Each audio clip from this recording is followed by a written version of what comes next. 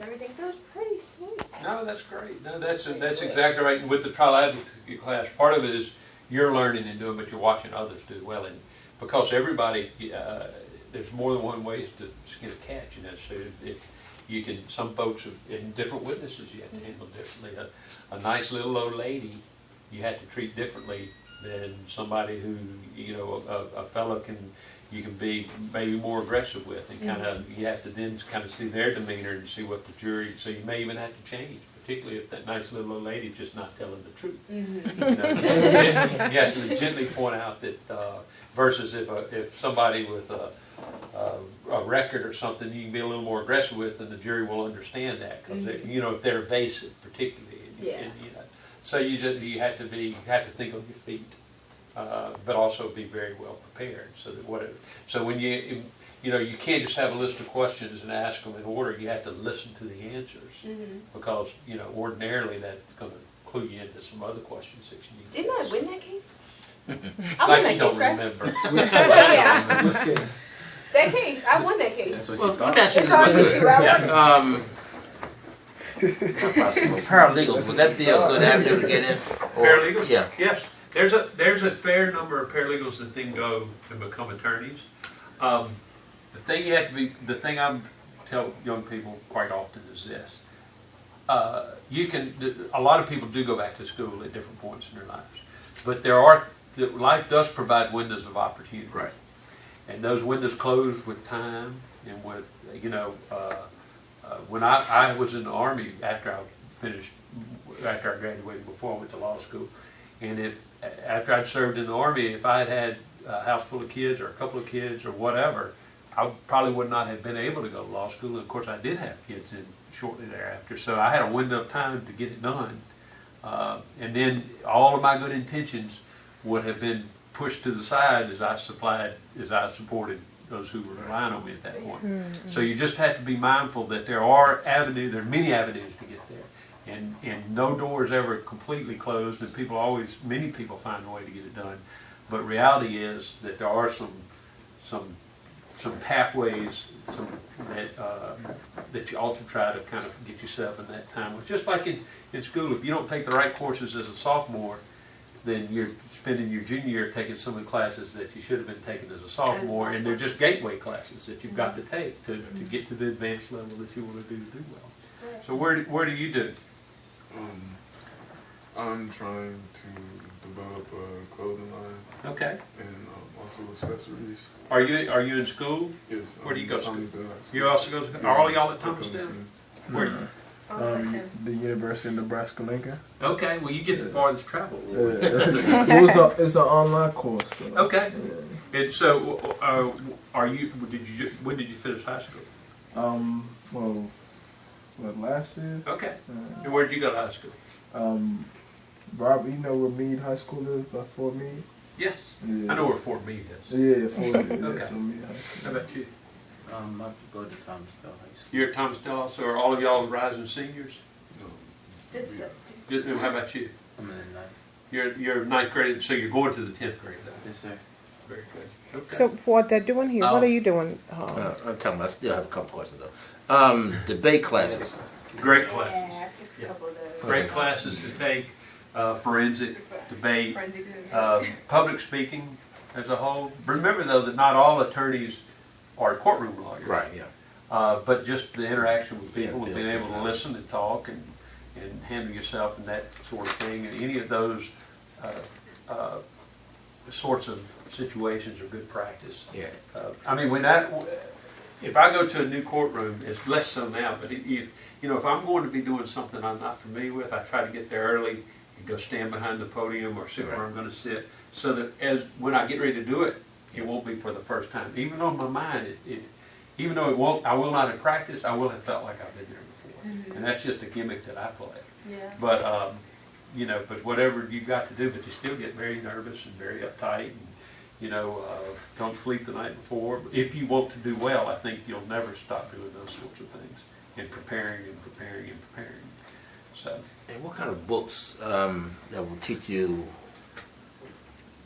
not standards, but the rules, not only the rules of law, but what's objectionable, what's not, the process. Well, as far as the technical part Yeah. of practicing law, you really will learn that in law school. But there's no books they can get now to. I'm trying to think if there's anything I know really. there's some. I mean, the rules of evidence Yeah. are very rule oriented. Hearsay. Hearsay is an out of court statement offered. A statement made out of court, not under oath, offered for the truth of the matter asserted. So, but there are exceptions to that, and so those are really sort of technical things, and there's not really a book to read to do those. I mean, there are books about all those John Grisham books are good.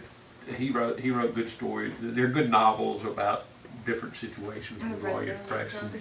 No, I meant legal books. I mean, like, well, I'm on the technical side of the house. I mean, Right. I do a lot of technical computer stuff. Right. And instead of going to 4-year college, I go to library. Right. Get the books, learn, Sure. and move on. But it's I not, can't think, I mean, I can't think of any, nonfiction like manuals of, Yeah. but if you, I mean, obviously online now there's countless sources of information. I'm sure there's probably a handbook on, Virginia has a handbook on evidence. It's it's called Friend on Evidence by a professor, and they update it all the time, and it just talks about hearsay and exceptions to hearsay and how to get medical records in and the processes that you have to go through to do that. But they're sort of research books. But you can look, if you just went online and did Virginia Rules of Evidence, you'd probably be pointed to something that could be helpful. So. and while they're in high school, should they be learning more about law or business law now, or wait until they're... There's no reason, in my mind, there's no reason to try to, quote, specialize in high school. No. I think that you do something, and this is a point in time where you ought to be doing well in everything that you do, but kind of experimenting and seeing what some of the options are. And,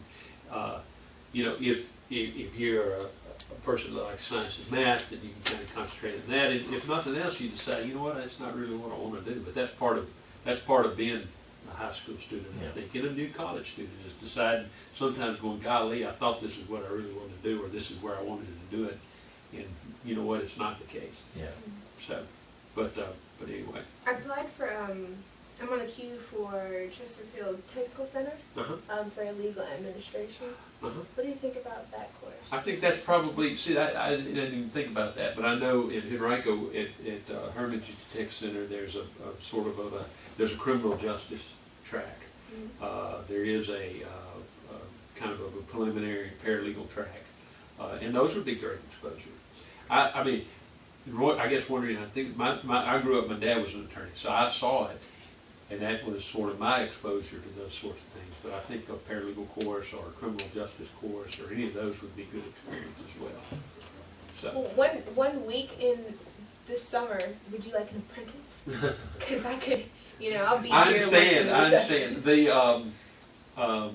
I don't know. Let me see. My schedule is such that it would be hard to commit to that, but I will see if perhaps there'll be something come along that might be more interesting than others. I'd certainly be willing to have you tag along. Okay. So, sounds good. But yeah, and you could go. Here in town we have the University of Richmond Law School, and they may have some sort of program where you can go spend some time, even if it were just a day in one of they have some law clinics where third-year students actually practice in a pro bono fashion, different sorts of things. And right up here on the corner, if you go out this little alley up here to whatever that street is, I'm trying to think the name of it, on your left is the Petersburg office of the Central Virginia Legal Aid Society, which provides... Really? Yeah, which provides pro bono services for landlord-tenant matters for the tenant, and folks who can't afford an attorney. Not everybody qualifies, and it doesn't take every kind of case, but it does help people who are getting evicted and those sorts of things. So All right. Herman, he asked you what you guys were doing here. Can you Use it. We're basically doing an entrepreneurship program, like I said. And these guys are actually in the beginning phases. They're doing their business plan, so I'm helping them with that. Great. Right as we speak. That's awesome. So a couple of folks were interested in being lawyers. So. Right. Well, a lawyer's a good general background too. I mean, it helps you with if you do choose to do business or whatever the case may be. And wait, my last question is for my mom, because we talked about, when I was a kid, I was always like, yeah, dual degree in law and medicine, the two hardest fields. But do you know anybody who's done that? A dual field? Yeah, there are some.